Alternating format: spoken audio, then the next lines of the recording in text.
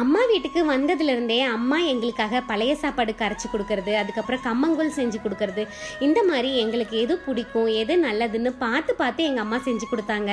அம்மா கையால் எது செஞ்சாலுமே அமிர்தத்தை விட அதிகமாக தான் இருக்கும் அதோட டேஸ்ட்டு. அதே மாதிரி தான் கம்மங்கூழ் செஞ்சுருந்தாங்க, அவ்வளோ டேஸ்ட்டாக இருந்தது. அதை செஞ்சு கொஞ்சம் பழசாக்கி அதில் தண்ணி ஊற்றி வச்சு அடுத்த நாள் புளிப்போட சேர்த்து கரைச்சி கொடுத்தாங்க, தயிர் போட்டு. அவ்வளோ டேஸ்ட்டாக இருந்தது. குட்டீஸுங்க எல்லாருமே ரொம்ப விரும்பி சாப்பிட்டாங்க.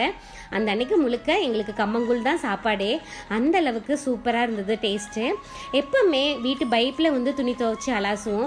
அந்த ஃபீலை விட இந்த மாதிரி கிணத்து வாய்க்காலில் மோட்ரு ஓடும்போது இந்த மாதிரி துணி அலாசுறது அப்படிங்கிறது வந்து ரொம்ப சூப்பராக இருந்தது எங்களுக்கு. இதெல்லாம் வந்து எப்படா அம்மா வீட்டுக்கு போவோம், இந்த மாதிரி கிணத்து மோட்ரு தண்ணியில் வந்து துணி துவைப்போம் அப்படின்னு எதிர்பார்த்துட்டே இருக்கிற மாதிரி இருக்கும் எங்களுக்கு.